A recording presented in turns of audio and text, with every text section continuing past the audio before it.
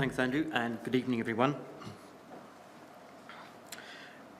Elijah is an interesting guy because he's got so much passion and energy and so much confidence, and he stands in front of the king and the queen and he defies them, and he does amazing things. He does these wonderful miracles, and he projects this awe-inspiring persona. And that's why I think 1 Kings 19 is an odd chapter. It opens in a way we would never have expected it to. Because Elijah is the prophet who has successfully defeated the prophets of Baal. And a huge pillar of fire has come down to vindicate his decision to defend and speak up for the God of Israel. And there can be no doubt in anyone's minds that Elijah is the voice of God. So what's happening here in this chapter? Why has Elijah suddenly decided that it's all gone horribly wrong? He's struggling to rediscover God in his life. He's even struggling to find a reason for living. But if we look back at the previous chapter and say, well, he had this huge success, everything should be going well now, we have to ask what had happened between the previous chapter and this one to convince Elijah that he had failed.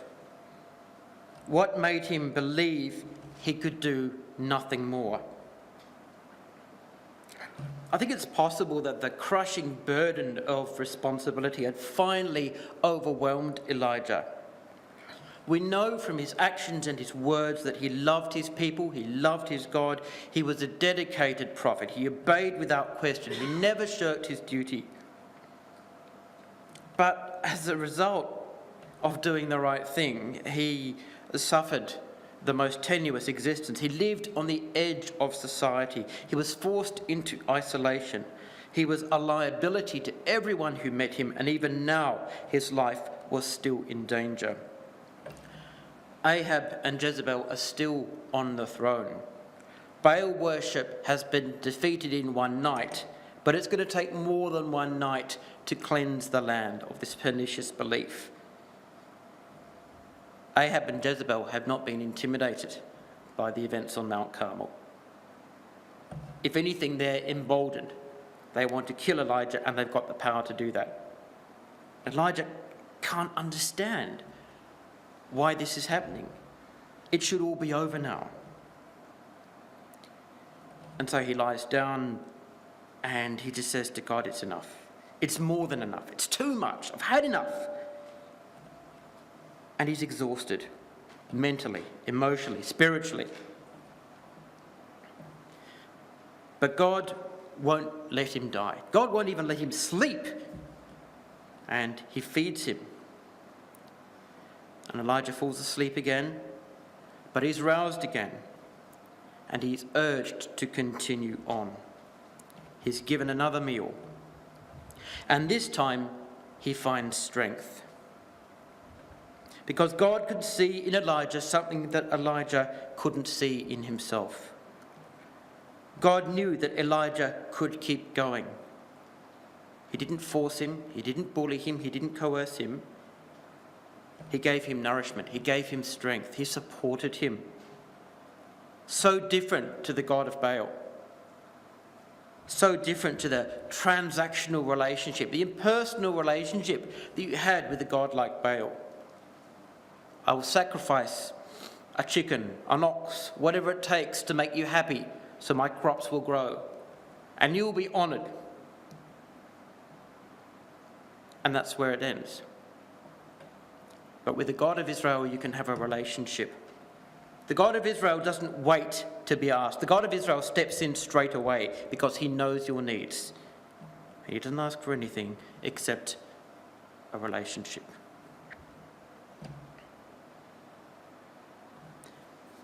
We might say, well, Elijah was refreshed by the food and that got him going again. Really, that's only true to a point because he'd already eaten once and he'd still fallen asleep. It wasn't the meal that gave him strength. It was the message that the meal conveyed. And there was nothing in the second or the first meal that actually compelled him to get up. Elijah had to make that decision himself. He had to find his own motivation.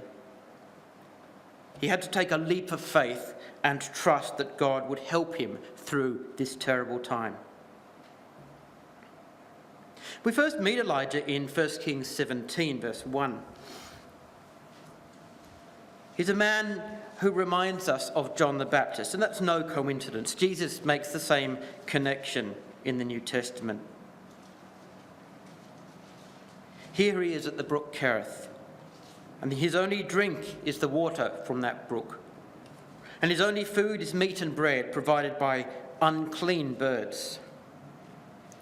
And living in our comfortable Western, first world, 21st century situation, it's very difficult for us to fully appreciate the challenge of Elijah's situation. But let's try. Try to imagine the moment when Elijah looked around him and realized that these forbidden birds, these carrion birds, were his only source of food. Try to imagine his trembling hands as he reached for that first scrap of raw meat and hopefully did his best to cleanse it over a fire. Try to imagine his convulsive gagging as he forced it down and quickly scooped up a handful of water. Try to imagine the sick feeling in his stomach as the diet of the ravens sprang to mind. The impurity, physical and spiritual. Try to imagine a prophet of God forced to resist the religious training of decades, forced to break the law of Moses, ironically, in service to God.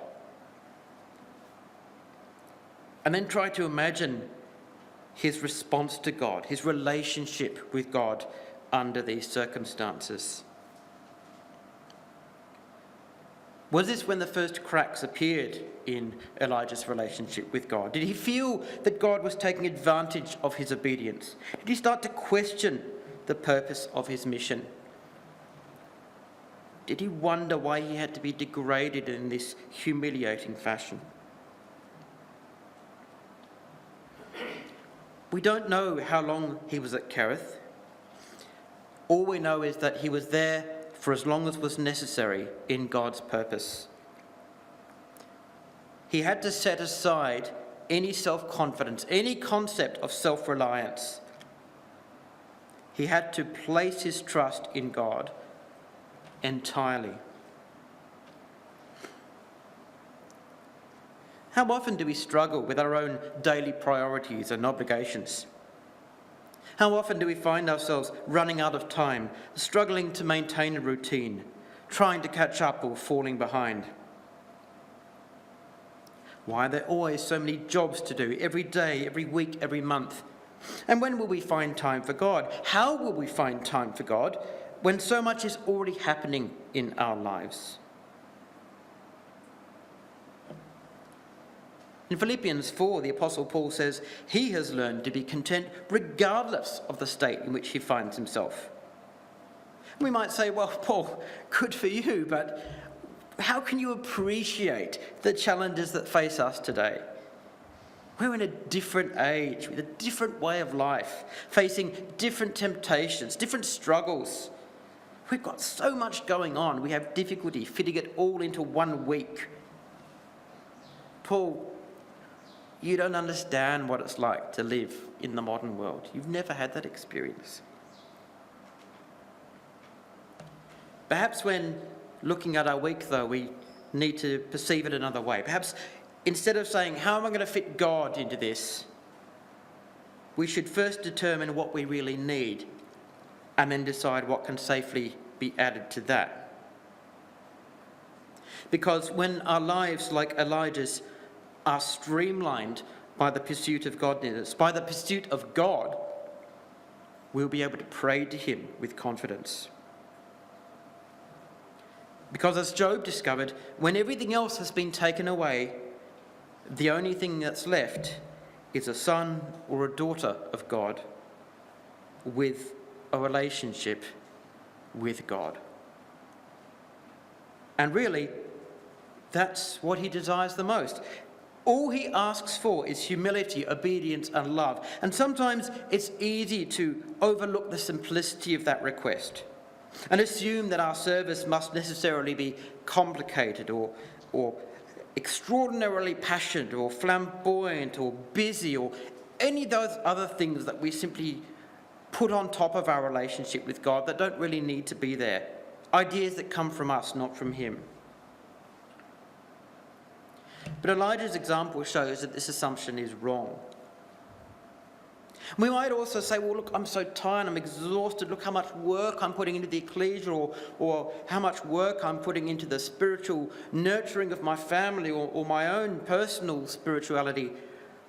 Or look how much work I'm doing in my daily life. Well, that may or may not be true. But we also need to look at the reasons why we're tired.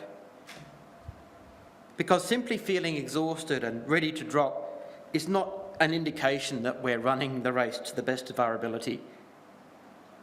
It might mean that we're carrying too much baggage, or that our spiritual body is unhealthy, we're out of shape, we're not doing it right. We've neglected this for so long that even a small amount of effort feels really difficult. Elijah's life was stripped down to the bare minimum, like so many prophets before him and after him. His mind was razor sharp, finely tuned to the needs of his people and his relationship with his God. He had nothing else. But God didn't leave him at Kerith forever. Elijah moved on to the woman of Zarephath.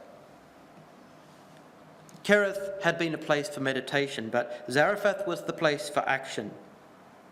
And Elijah understood that his abilities, his passion, his zeal had no value unless it was put to use in his community. And Christ picks up on this concept in the parable of the talents, which reminds us that we all have a collective responsibility to contribute in any way we can. But now back in 1 Kings 19, Elijah is still trying to understand what's gone wrong. He's won the battle of Mount Carmel, but Ahab still rules. The people still lack conviction. There's still no united resistance against Baal worship. Oh, people would have heard about the great events on Mount Carmel. They would have been stunned, awed, maybe fearful. But a new day dawns. They wake up. They fall into their regular routine. They go up the back. They look at the little groves that they've made. They see the little statue of Baal or whatever symbol they're using to represent him. And our sheer force of habit compels them to go back to him. Maybe some of them try to fool themselves. I can worship God in this way. I can just substitute Baal with God, Yahweh. But really, there's been no change. There's no personal conviction. There's no desire for change. It's all so easy to keep doing what you've always done. And Elijah is isolated now. And at this point, I think, more than any other, he feels the pain of solitude. Like King Josiah, he understands that he's unable to change the people's hearts. He can only provide an example for them to follow. And if they don't follow, what's he supposed to do? And he starts to ask, well, who else is on my side? Who else is working for God? Why am I the one out here doing all the work? Can we relate to Elijah at this point? Can we perhaps imagine his pain? It's no wonder that he feels crushed by the trials placed upon him. And it raises an interesting question. At what point is God obliged to stop a trial? Job had to confront this same question. And the answer is unsettling. God is under no obligation to prevent or mitigate our trials. He takes no pleasure in them, but he always follows them through to the end. And that's difficult to accept because it means God is entitled to visit upon us anything that he considers suitable or necessary for our spiritual growth. And in the past, men and women have been tried to the point of death. That's not a problem we face here in the luxurious, easy living, liberal West. But we have our own challenges. Challenges of sloth, apathy, the easy life that makes us think, yeah, Christianity is actually an easy religion to follow because you don't have to do much. You can go through the motions very easily. No one persecutes us. No one really cares what we believe. And it's very easy to become a cultural Christian, going through the motions without actually having anything in the heart. But that's not the relationship described in Scripture. It's certainly not the relationship demonstrated by Christ. At baptism, we promised to follow Jesus and carry his cross. We promised to look at Golgotha and say, yes, I can go there too.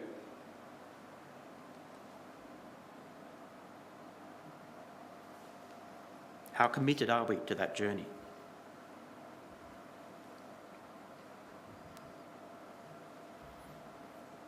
So Elijah doesn't die because God sustains him. God takes over. He recognises that Elijah has done the very best he can. And the food from the angel gives Elijah strength for a 40-day journey to Mt Horeb, which is impressive, even for an old sinewy guy like Elijah, who we already know is some kind of weird human powerhouse. He just soldiers on. And from this we learn that even when our own energy is exhausted, the race to the kingdom must continue. It's not a time trial race. It's more like a marathon and an obstacle course. That's why it doesn't matter who comes first, because there is no first. Simply completing the course is victory in itself. Who are we racing against? We're racing against ourselves. We're racing against the other person inside us who wants nothing to do with God. The inner man that Paul fought so aggressively. To stop moving and to fall asleep is death. And Elijah has done his very best. So God takes him in his arms and he carries him to Mt Horeb. He leads him to a quiet place where they can talk together, sort this out. And in Psalm 30, David speaks of a time like this, a time when God saw his fatigue and provided relief. Can I have a volunteer to read verses 1 to 6 of Psalm 30, please? Psalm 30. Yep. Thanks, Leon. Yeah, I read it.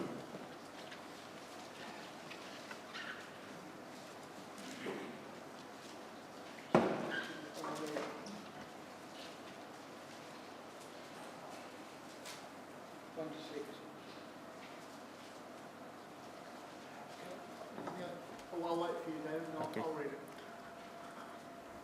I will extol you, O Lord, for you have lifted me up, and have not let my foes rejoice over me. O Lord my God, I cried out to you, and you healed me. O Lord, you brought my soul up from the grave. You have kept me alive, that I should go not down to the pit. Sing praise to the Lord, you saints of years, and give thanks at the remembrance of his holy name. For his anger is but for a moment, His favour is for life. Weeping may endure for a night, but joy comes in the morning. Now in my prosperity, I said, I shall never be moved. Thanks, Leon. The race towards the kingdom is really a race towards God. And the motivation for us has to be that we love him because he first loved us. The motivation has to be our desire to approach him, our desire to be with him. And if we don't want to be with him, we'll find ourselves slowing, stopping, and turning in another direction. We've got to respond to God's offer, just like Elijah did. So 40 days flash by and Elijah reaches Mt Horeb. And finally he speaks with God. He feels the pain of Israel's iniquity. He complains he's been left alone. He says, I only am left. I'm the only one, the last one. I'm unique. Oh, he knew that Obadiah was hiding 100 prophets of God in a cave somewhere. But as he probably mentioned to Obadiah at the time, it's not difficult to be spiritual in a cave when nobody's trying to kill you. So when Elijah speaks of himself as the only prophet, he refers to his active role and the leadership that's been thrust upon him. Elijah was not just a prophet of Yahweh. He was the prophet of Yahweh, the essential prophet of Yahweh, the voice of God. God's reply is very interesting. In fact, what's even more interesting is the question that he poses to Elijah right at the start of their conversation. Why are you here, Elijah? And if I was Elijah, I would have been inclined to say, well, I was just over there and you told me to come here and you gave me the food and 40 days and and that's why I'm here. You told me to come here. That's not really what God is asking. And Elijah's answer shows that he understands that. I'm here because I need answers, God. I'm here because I'm trusting you and I'm hearing you, but it's not working, God. What happens next?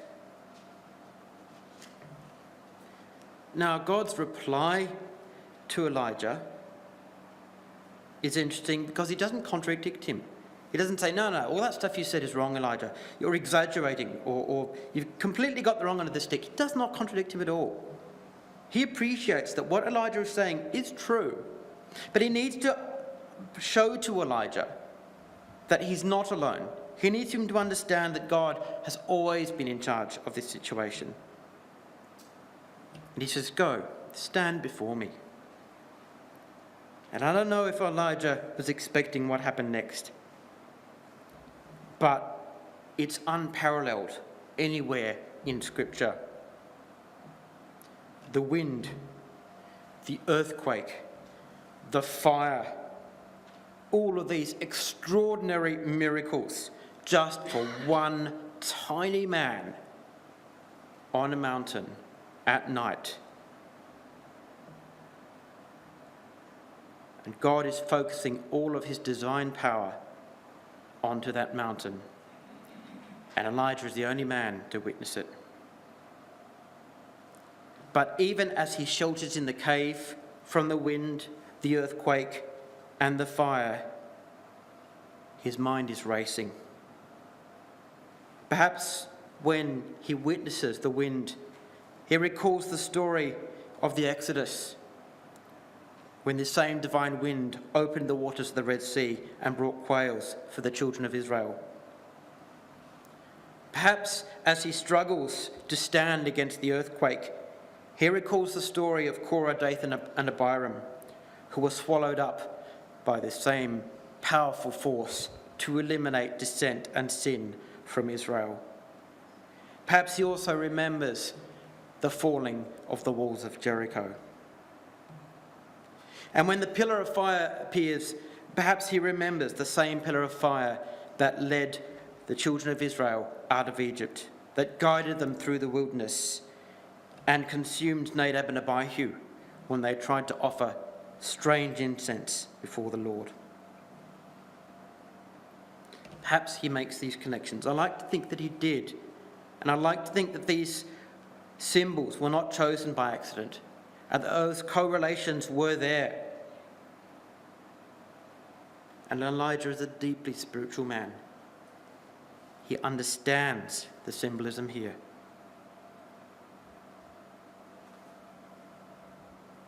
But after all of this is over, after this bizarre spectacle, these awe-inspiring manifestations have died away, and Elijah is still rubbing his eyes, which have been dried by the heat, and he's dusting his clothes, checking an ankle in case something happened during the earthquake, picking up what's left of his cloak after the wind is gone. There's dead silence. There's nothing. We don't know how long for. Maybe 30 seconds. Maybe 10 agonizing minutes. And Elijah is still standing because somehow, intuitively, instinctively, as a man with such keen spiritual senses, somehow he knew God was not in those manifestations. They did not frighten him. They were impressive, but they were not awe-inspiring to him. Elijah can only be frightened, can only be impressed with the voice of God. And that's exactly what he hears next, a voice. Quiet whisper, Elijah. And there's nothing to see, but Elijah hides his face for the very first time. And his heart pounds wildly as he moves to the mouth of the cave he's sheltered in. Because Elijah is fully aware that if the God of Israel is close enough to whisper, he is very close indeed.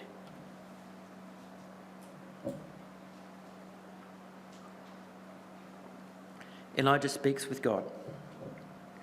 What does God say? What's the first thing he says to Elijah?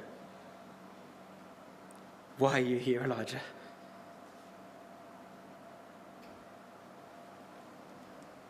Elijah reiterates his original answer, but this time there's a quaver in his voice, and he's doubting the words he says because they don't ring so true now. Elijah has realized he's focused too much on his own role in the revitalization of Israel. He finally appreciates that he's not really alone. There are 7,000 faithful people scattered throughout the nation. And it's a small number, of course. It's a small number, but it's significant. Because these are people like the woman of Shunem, or the woman of Zarephath, or Obadiah, or Elisha, the young man who represents the younger generation, to whom Elijah will pass on the responsibility of preserving God's word. And I get the sense that we're only given a tiny handful of words here, just a few scraps of the deeper conversation that went on between God and Elijah. I think the full discussion was much broader, much deeper than we have recorded here. We're given the essentials to prompt us, to give us an idea of what was said, but I like to think it was far more personal, far more intimate. And remarkably, whatever else is said, it's exactly what Elijah needed to hear, because he comes down from that mountain a changed man. But what was it that changed his perspective during that wild, eerie night with God on Mt Horeb? If it was the miracles, why did Elijah only respond to the still small voice? And if it was the still small voice, then what was the point of the miracles? Or if we say, well, it was a combination of the two, well, how did they work together? What was the point of all this? Elijah hadn't been struck dumb or terrified or left in awe by the miracles. He was no stranger to miracles. He had performed great deeds. He would perform even more. He knew that miracles could feed a solitary man, stun a skeptical crowd, destroy a giant sacrifice, bestow supernatural energy, preserve a starving family, or bring tears of joy to a grieving widow. Again and again, Elijah had experienced the ability of miracles to transform lives or reverse a desperate situation. It seemed there was nothing that a miracle couldn't do. Well, not quite. Perhaps Elijah's familiarity with miracles had obscured his appreciation of the mundane. Oh yes, miracles had impressed the people on Mount Carmel, but they had not turned hearts. They had not produced faith. They had not resulted in a permanent change. Elijah had forgotten that the people who praised God when he brought great miracles in the wilderness were the same people who cursed God at the slightest hint of trouble and died without reaching the promised land because they lacked faith. Elijah had forgotten that some of the greatest works of faith are achieved by ordinary people doing extraordinary things. Extraordinary but not miraculous. No miracles were required when Abraham left Ur of the Chaldees. No miracles were required when the people willingly offered their gold and silver to build the tabernacle of God. No miracles were required when Joshua and Caleb brought back a good and faithful report of Canaan. No miracles were required to preserve the prophets in the care of Obadiah. No miracles were required to preserve the 7,000 faithful who had not yet bowed the knee to Baal. And no miracles will be required to convince Elisha that he must follow Elijah. These were all accomplished by the most natural method. Faithful people acting faithfully. People who had heard and trusted God. People who led by example. People who had heard his call and trusted in Yahweh. God needed Elijah to understand that human hearts cannot be converted by miracles alone. They need to be touched by an experience that is deep, personal, and intimate. Elijah had witnessed the wind, the earthquake, and the fire, and they were truly impressive, but there was nothing in them that required him to change, to become a better person, to examine himself, to develop a stronger relationship with God. They might have reminded him of the miracles in the wilderness, but they brought no message of their own. Only God's voice, close up and personal, could reach Elijah's heart and mind. And in a similar way, the miracle on Mount Carmel could only have a short-term effect. It needed to be followed up with a still small voice of reason, a voice that spoke with the authority of God. And as God's representative, Elijah was that still small voice. It was his responsibility to reach those who were impressed by the miracles but still saw no need for personal change.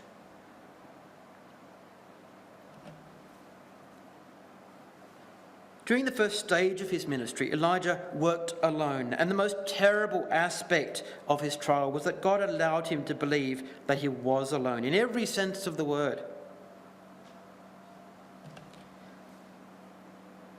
But we should look at how Elijah met this challenge and prevailed, how he responded to God. And then we need to look at the despair with which he collapsed in 1 Kings 19. And then we need to ask ourselves if we would have been any different. Think for a moment what this would mean to us if we were in Elijah's situation. Who would willingly take on the dubious privilege of representing God when the price of service is so appallingly high? Well, we would, because that's what we did at baptism. And every week we share a communion meal that gives us the strength to carry on for at least another 7 days. And with this to refresh us, we really have more than we need. There are times when, like Elijah, we do suffer from loneliness, from fatigue, from doubt, from disillusionment. And just like Elijah, those feelings can overwhelm our faith. We can lose sight of God. We can struggle to rediscover him. And that's when we need to hearken to the still small voice. But where can we hear that voice? Where can we go to receive that vital message of faith, hope, and love? We can go to God's word. We can go to our brothers and sisters. And we can go to God himself in prayer. We can see his works in creation. We can see his works in the world, in the history that he's manipulated to fulfill prophecy, to bring about his purpose. And James, the Apostle James, understood this very well. Because in James 4:8 he says, "Draw near to God and he will draw near to you." This is a two-way relationship. In fact, there's no such thing as a one-way relationship. If it's one way, it's not a relationship, it's a transaction.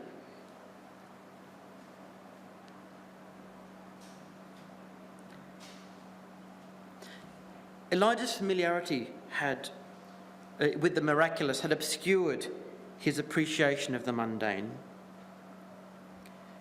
And when he collapsed, God strengthened him because he saw the strength in Elijah that Elijah did not see in himself.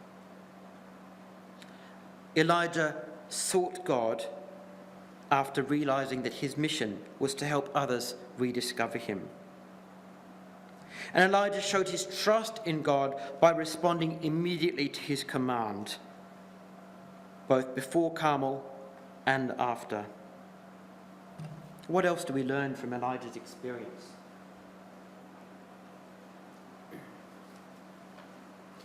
A spiritual life cannot flourish in isolation.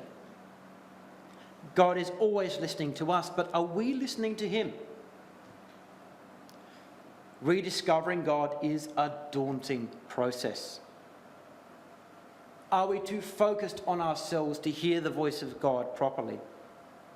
Because God calls us to rediscover him. And he wants us to understand that we are never truly alone.